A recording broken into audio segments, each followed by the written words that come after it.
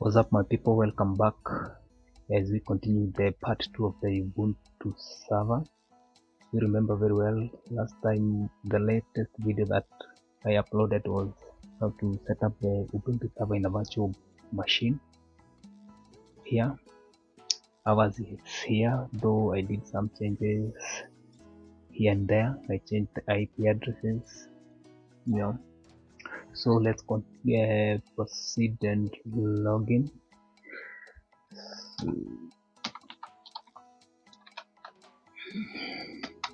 And will be completed to enter our password, and here we are in. So we are going to do some setups. If you want to troubleshoot your server, you need to have the net tools to help you troubleshoot. If you have the network issues, you need to set up the SSH, though we already installed the client SSH server during the installation. We need to at least to fortify some security measures like an automatic upgrade and update, activating the firewall, and some things like, okay, we know the SSH default port is 22. We can change that, at least for us to be, for the system to be more secure or online. So without further ado, let's continue. So I'll be accessing it remotely. So let's fetch it.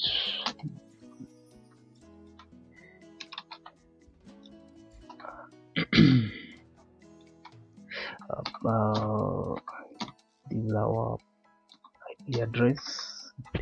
If you remember very well, during the installation it was 200, but I changed to 201. I changed it into 201. So and you typed, so enter, and you will be prompted to enter our password.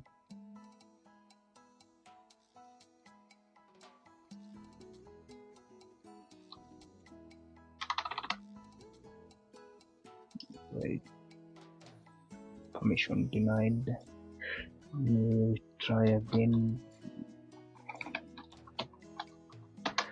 No, I'm getting that there. Now we are in. So we can do pwd.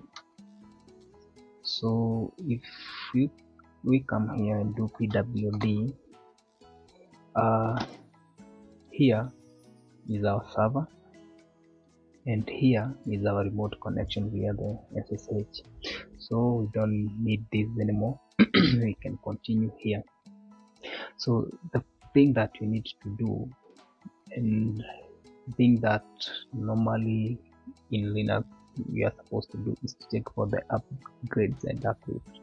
So we do sudo upgrade. We ask the password for the root. So newly installed 0000. So let's do sudo upgrade.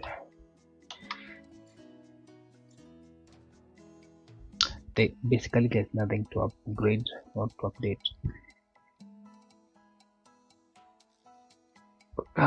A bit I should be update. Should have checked the update first. Let's first check the update. Sorry, I confused the two commands. I thought the one was the first command I used the update, but you can see it's loading, it's checking on these mirrors. So after that we'll be able to check whether there's anything to upgrade, and we can automate this too, and I'll be showing you how we can do this so that our server can be checking on its own for upgrades and for updates and upgrading automatically, and that one will help us so much to do away with security patch, because you might end up forgetting to upgrade your system manually. But when it is automatic, patches will be automatically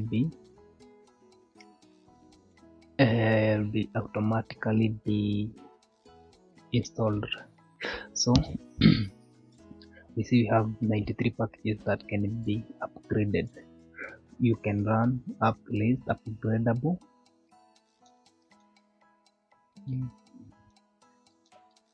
Okay, let me just copy it. Right click because we are in Windows. So all these are upgradable. You see OpenSSH, FTP server, Python. We have system the time zone. This is Ubuntu Pro client, release upgrader, all these, and we have this. I have seen somewhere. Was it Linux firmware? So in the meantime, you can do sudo apt upgrade.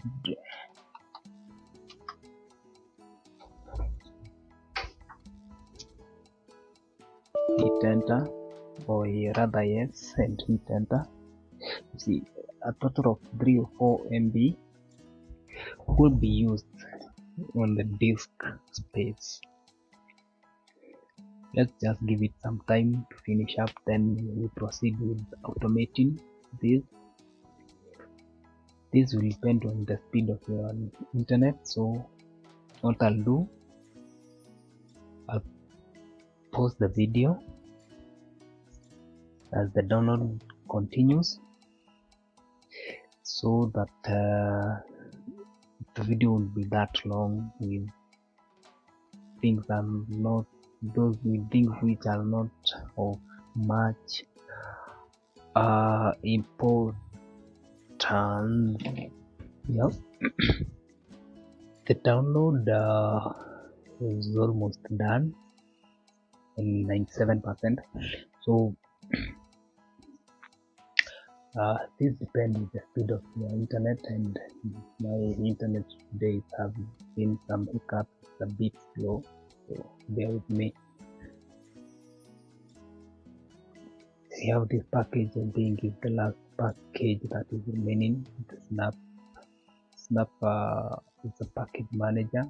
You can download some of the packages like ngrock, and I'll be touching on ngrock later, the later coming video. Download is finished, and its installation is going to update it. I'm going to give it some time. It takes a couple of minutes, and we'll be able to proceed with configuring an auto update.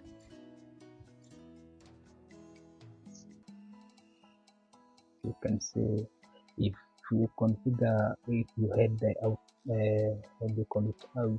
upgrade and auto update, all these things you'll be doing them manually, so you'll be having time to sit down and update or upgrade the firmware or any other package that might require to be updated or upgraded.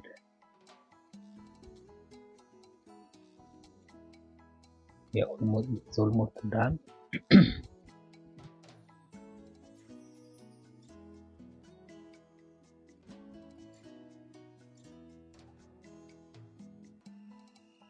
Unpacking.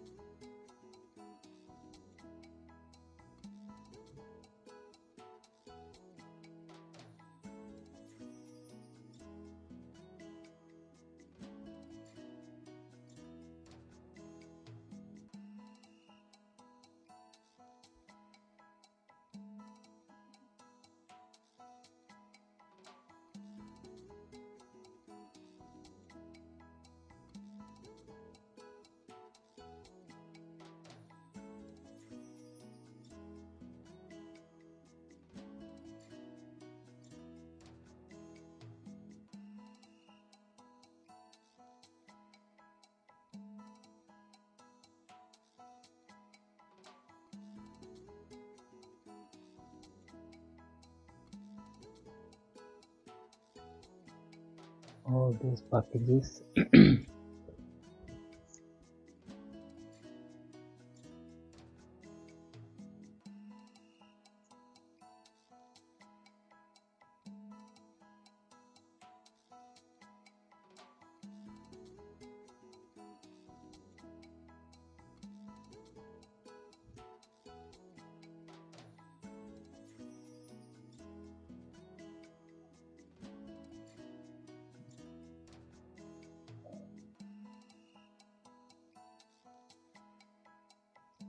No, with that app, with having updated packages will give you seamless function in your server. So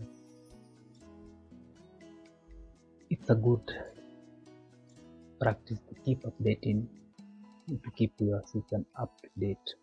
In the process, we'll be patching known vulnerabilities in your system, and that's why it's highly advisable to keep your devices up to date, be it your phone, be it your PC, even your home router. You need to keep the firmware up to date, and with that you will be able to curb any security threat that might be directed towards you. We all know that vulnerabilities are there to be with us, if only that the manufacturer will keep patching known and as well as unknown vulnerabilities. They are not device defect, so we should not classify vulnerability as equipment defect, but it's obligation of the manufacturer to keep patching them. And that's why you find some mobile phones that you will be given some time, like 4 years for software update. Okay, we are done with our upgrades. So the next thing that we need to do is to ensure that we have an automatic update on our system. So we will do sudo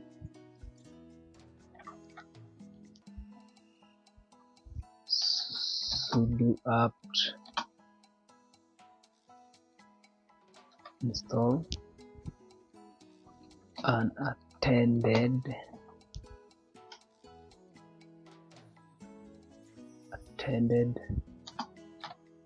upgrade.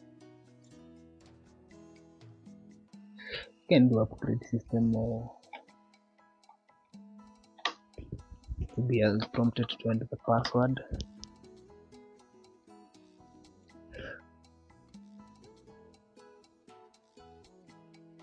I think I have mistyped there.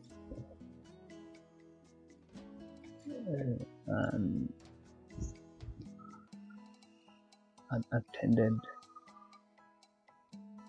upgrades. Yeah. So we have 0. So another thing is to do sudo dpkg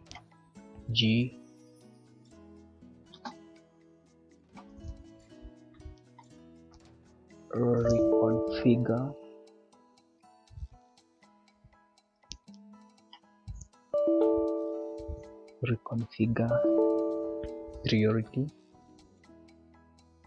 equals to low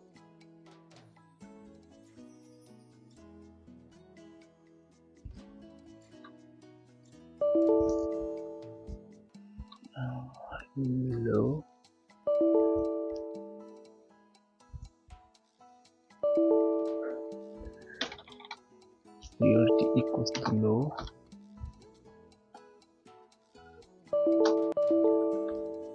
unattended upgrades and hit enter. Low is not installed.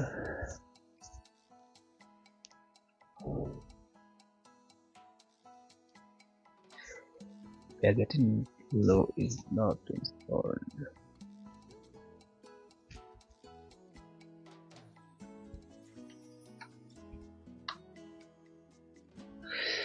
Okay, it's only that ahead that says before the one low, but was supposed to equal and low. Yes. Okay, ahead I put that space which was not supposed to be there. So hit here and we are done. So upgrades, automatic upgrades, we are done with them. So another thing, we need to have net tools. So if you do if configure, if you hit that tab, it's not auto-filling because we have not installed the net tools. Net tools comes in hand when for network connectivity issues troubleshooting. So we'll do sudo apt install net tools enter.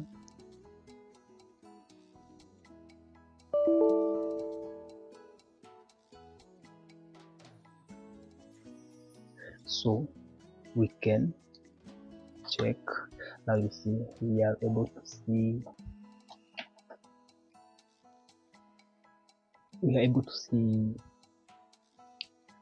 our network card configs. So this is our IP, our mask is a broadcast IP, and this is the physical address of the this is IP version 6. You see inet 6, and here we are using inet which is version 4. This is our loopback IP. So and this is our MAC address. So okay, that is done now. So the next part is to check the firewall. So we can do UFW status. You need sudo UFW status.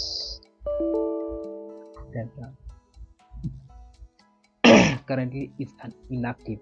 So and because we want to change the SSH port, what we will do sudo, we will allow our custom port,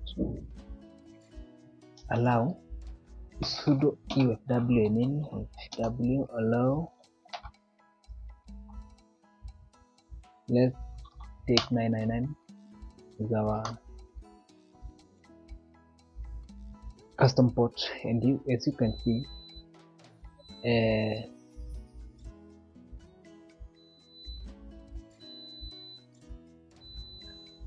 sorry, we can use a different port.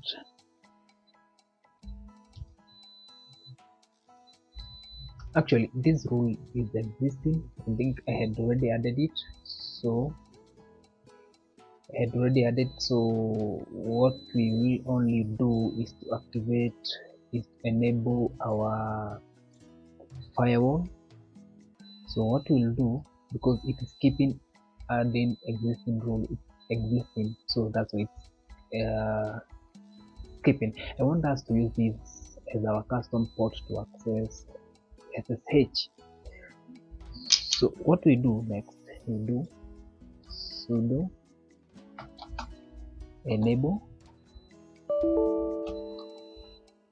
UFW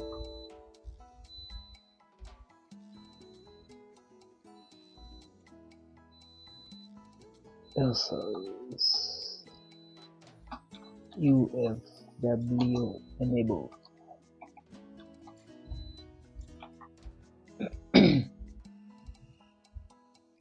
So I'm being told if I continue, it will interfere with my current connection. Just yes. Now we can do UFW status.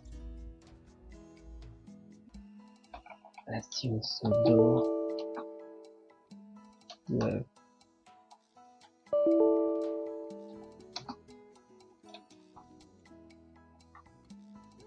So our port is active. Access allow, and access is anywhere. Now the next point is to change the SSH port. So we'll do sudo, we edit the SSH config file, sudo / etc SSH d config.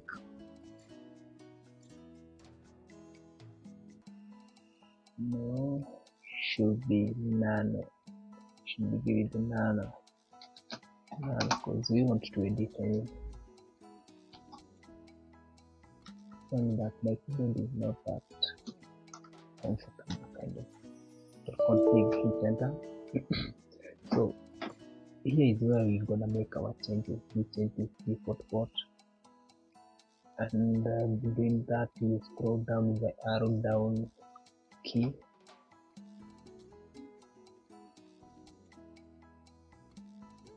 delete that. Our custom port is 999. Of it, I'll change them back. I'll change them again after this. Access, we want to access through IPv4, so we do inet. Another thing that we can check, we can limit, let's check permit login, prohibit password. Let's check where we can log in with public key, we can enable it. Let's check whether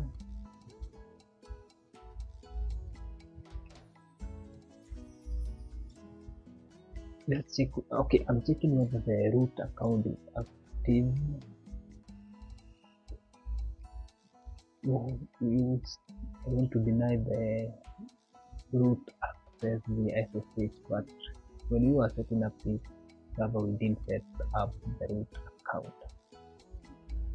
So yeah, that's why you can't find it there. It's just confirming. So save it, hit enter.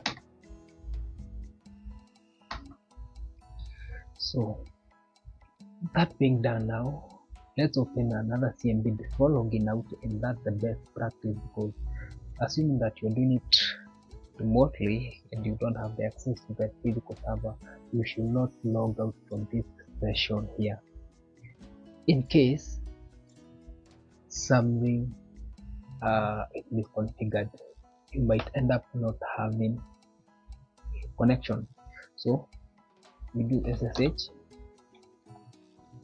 as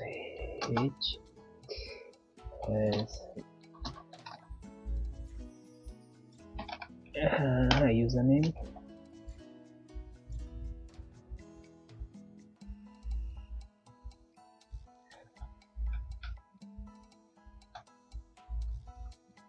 gmail at 10.10.0.201. Let's see whether we'll be able to log in through the default port. And as you can see, with Teams will not be able to log in with the default port, which is 22, because we already changed that from the SSH config file. So the next the thing now is in port 22 connection timed out. What we can do, we can specify our new port -p 999 and hit enter. You see we have been prompted to enter our password and we are in. So we can go on and proceed logging out here with one new port.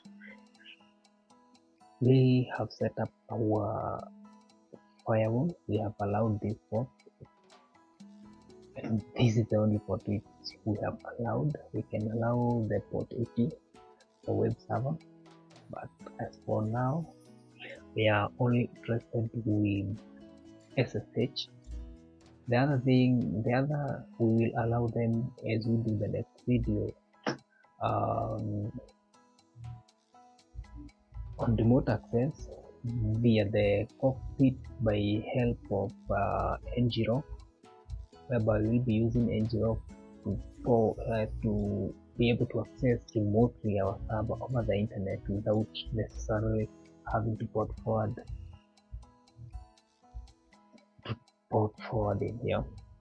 So that is it for today, and at least we have done some few things to secure our server, though not that much.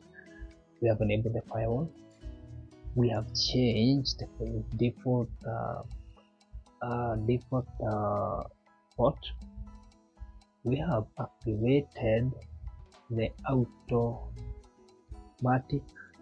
update installation, download installation. So with that, at least we can see that at least we have fortified our security. So I'll stop it at this point. Let's meet again when we'll be doing the cockpit thing, and we'll be doing cockpit at the ngrok. That will be the part 3. Thank you. Keep watching, subscribing, sharing as we grow this YouTube channel. Bye.